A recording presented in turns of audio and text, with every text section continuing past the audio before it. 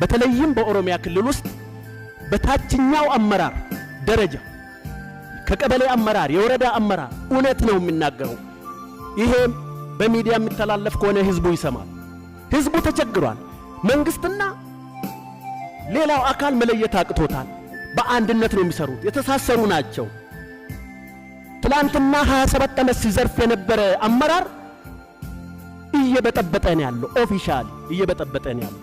ሲረጋጋ ምን እንደሚሆን ስለሚያውቅ ነው። ይሄ የህወሓትም ችግር እኮ ይሄ ነው። አገር ከተረጋጋች አገር ሰላም ከሆነ መንግስት ፋታ ካገኘ ምን እንደሚመጣ ይታወቃል። የህግ ተጠያቂነት ነው የሚመጣው።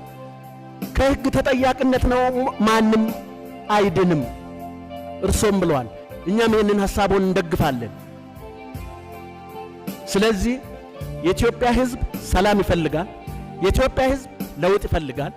የፈለገው ለውጥ ነው የመጣው። ልጁን ገብሯል፣ ደሙን አፍሷል፣ አሮጊት ሽማግሌ ሞቷል።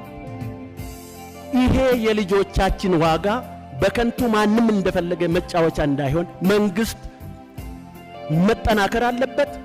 የህግ የበላይነት መከበር አለባቸው፣ መከበር አለበት።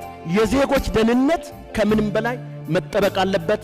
አመሰግናለሁ ክቡር